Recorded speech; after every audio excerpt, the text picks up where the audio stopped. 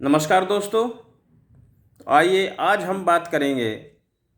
आज का हमारा विषय है भोजन। यानी मनुष्य जो भोजन करता है वो शाकाहारी और मांसाहारी दो प्रकार के हैं।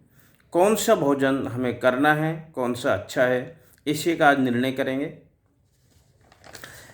देखिए, जो मनुष्य है वो सभी जीवों में श्रेष्ठ है, इसलिए उसका भोजन भी अन्य जीवों से श्रेष्ठ होना ही चाहिए, नेचुरल है।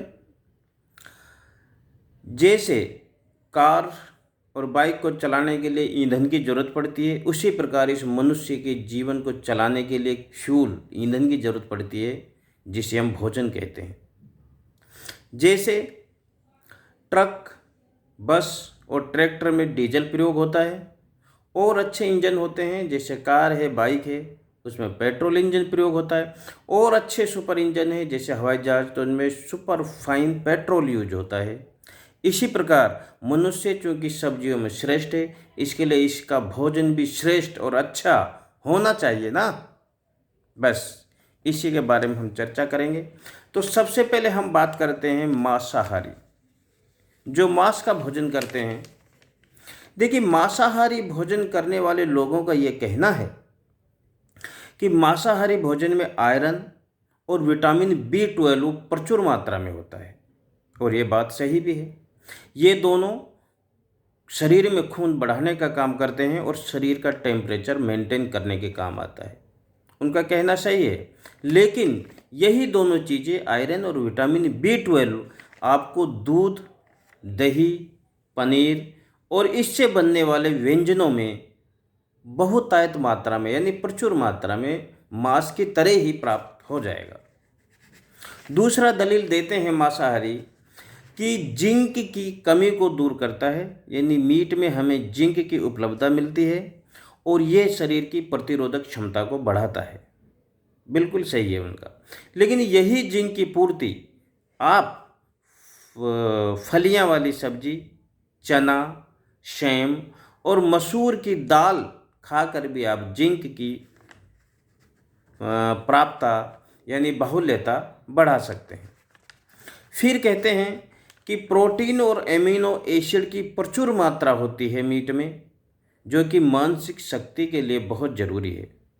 बिल्कुल सही है। जो प्रोटीन और अमीनो एसिड हैं वो मानसिक शक्ति को बढ़ाते हैं। लेकिन यही जो आपको मीट में आप ढूंढ रहे हो वो आपको चना, मटर, सोयाबीन, उड़द, राजमा, लोबिया और दूध में भी प्रचुर मात्रा में आप प्राप्त कर सकते हैं। फिर ये कहते हैं कि मछली से मिलने वाला ओमेगा 3 और फैटी एसिड मीट में बड़ी आसानी से हमको प्रचुर मात्रा में मिलता है, और ये क्या होता है, हृदय के रोग और कैंसर जैसी बीमारियों को बचाने में फ़ायदा करते हैं। सही है उनका कहना। जो ओमेगा 3 होता है, फैटी एसिड होते हैं, हमारे शरीर के लिए बहुत ज़रूरी हैं। हृदय रोग से कम होता है और कैंसर को कम करते हैं। इसी कारण से आपने देखा होगा जो समुद्र के पास जो लोग रहते हैं उनमें हृदय रोग की संभावना कम मिलती है, उनको हृदय रोग नहीं होता, क्योंकि अक्सर वो मछलियाँ खाते हैं। लेकिन हमारा ये कहना है वही ओमेगा 3 आपको अखरोट और गिरीदार फलों में भी प्रचुर मात्रा में मिलता है। फिर ये मीट खाने वाले बोलते हैं कि फास्फोरस की मात्रा प्रचुर मात्रा में होती है मीट में, जो कि हड्डियों के लिए बहुत ज़रूरी है, हड्डियों को मजबूत करने और किडनी के लिए आवश्यक है। यही फास्फोरस की मात्रा आपको सभी प्रकार के अनाज, दलिया, फल और दूध में भी बहुत आयत से आपको मिलेगी। इसलिए मीट नहीं मिल रहा है तो आप इन चीज़ों का सेवन करके भी इन चीज़ों को बढ़ा सकते हैं। फिर वो दलील देते हैं मीट खाने वाले कि पूरे संसार में मीट का भोजन चलता है। मान लें कि हम विदेश में घूमने चले गए तो हमें भोजन खाने में प्रॉब्लम होगी, हमको तो भोजन मिलेगा ही नहीं। इसीलिए मीट खाने वालों को ये फ़ायदा होता है कि यदि हम बाहर घूमने जाते हैं तो हमें भोजन की पर्याप्त मात्रा मिलती है। ये उनका कहना है, वो अपनी जगह ठीक है। अब हम देखते हैं साइंटिस्ट क्या कहती है मांसाहारी शाकाहारी भोजन के लिए। देखिए, ब्राउन यूनिवर्सिटी ने अपनी शोध के आधार पर ये निकाला है कि जो शाकाहारी भोजन करते हैं, शाकाहार भोजन से पूरे संसार के जीवों को भोजन दिया जा सकता है, किंतु यदि सभी मीट का प्रयोग करें तो पूरा संसार मीट का भोजन करके जीवित नहीं रह सकता। कारण कारण स्पष्ट है कि 1 एकड़ भूमि में 2000 किलो आलू पैदा होता है, 1 एकड़ भूमि में। और उसी भूमि में यदि पशुपालन के लिए चारे के लिए उपयोग की जाए तो मात्र 165 किलो मीट प्राप्त होगा। यह कारण है कि शाकाहारी मीट से सही है, हम पूरी दुनिया को भोजन दे सकते हैं। यही कारण है कि अमेरिका में 87% जमीन केवल पशुपालनों की चारे के लिए प्रयोग की जाती है और मात्र 13% जमीन अनाज, साग, सब्जी, फल, फ्रूट वगैरह वगैरह के यूज हो रही। इतना ज़्यादा वहाँ मीट खाते हैं कि उनकी 87% ज़मीन ऑक्यूपाई हो जाती है उनके चारा और उनके खाद्य सामग्री पैदा करने के लिए। नंबर 2, खाद्य और कृषि संस्थान है FAO, अमेरिका की संस्था है।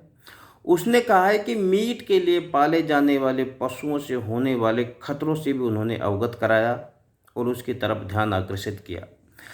पशु मानव की तुलना में 130 गुना ज़्यादा गंदगी विसर्जन करते हैं। यदि हम पशु पालते हैं तो मानव की तुलना में 130 गुना ज़्यादा गंदगी विसर्जन करते हैं। गोबर है, मलमूत्र है, CO2 छोड़ते हैं वगैरह वगैरह।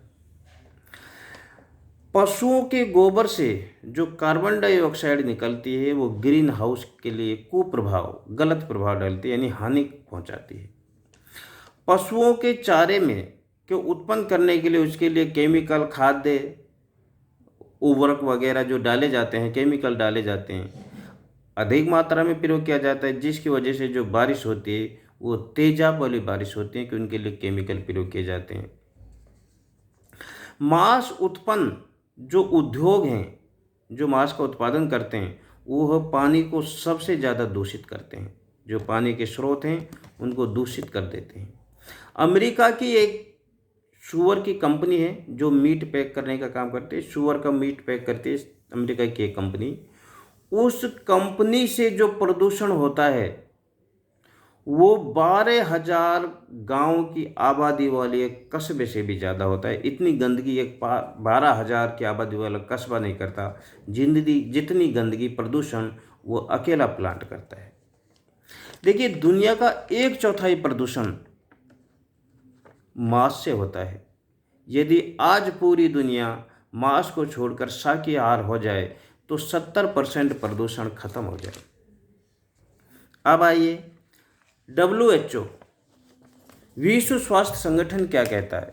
विश्व स्वास्थ्य संगठन कहता है कि संसार की जितनी भी बड़ी बड़ी बीमारियां हैं, हाई ब्लड प्रेशर, डायबिटीज, दिल की बीमारी, कैंसर, गुर्दे, गठिया, अल्सर की संभावना बढ़ जाती है यदि आप मीट का प्रयोग कर रहे हैं, मांसाहारी हैं, कंपैरिजन शाकाहारी वालों के। मीट का प्रयोग करने से चिड़चिड़ापन स्वभाव होता है, वो आदमी गुस्से ज़्यादा करते हैं और उनका स्वभाव उग्र होता है, उग्र टाइप होता है। उग्र होने से क्या होता है, आपका मानसिक संतुलन सही नहीं रहता और उस सबके मानसिक और शारीरिक दोनों तरह से आप अस्वस्थ रहेंगे। इसका प्रभाव मानसिक पे भी पड़ेगा और शरीर पर भी। मांस खाने से उम्र कम होती है, यानी मांसाहारी लोगों का जीवन शाकाहारी लोगों के जीवन की तुलना में छोटा होता है। विज्ञान की रिसर्च ये कहती है कि मांसाहारी भोजन करने वालों को डिप्रेशन की बीमारी ज़्यादा होती है और मीट में जो गर्म मसाले प्रयोग किए जाते हैं उन गर्म मसालों को पचाने के लिए शरीर के अंगों पे एक्स्ट्रा लोड पड़ता है, ज़्यादा काम करना पड़ता होता है। आपने स्वाइन फ्लू और बर्ड फ्लू का तो नाम सुना ही होगा। ये कहाँ से आई थी? सूअर से और मुर्गी से आती हैं और हर साल लाखों लोग इसके ग्रास बनते हैं, लाखों लोग मौत को प्राप्त होते हैं स्वाइन फ्लू और बर्ड फ्लू से।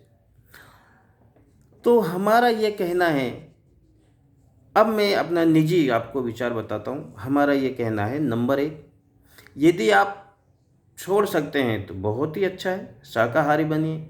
यदि आप कहीं ऐसी जगह है जहाँ पर कि अन्न तो पैदा होता ही नहीं है, सुदूर ध्रुव देशों में तो वहाँ तो अन्न पैदा नहीं होता है, मीट है तो वहाँ तो आप मीट खाएंगे ही, नेचुरल वहाँ के लिए तो ठीक है। लेकिन यहाँ यदि आपको अवेलेबल है तो आप शाकाहारी रहें। नंबर 2,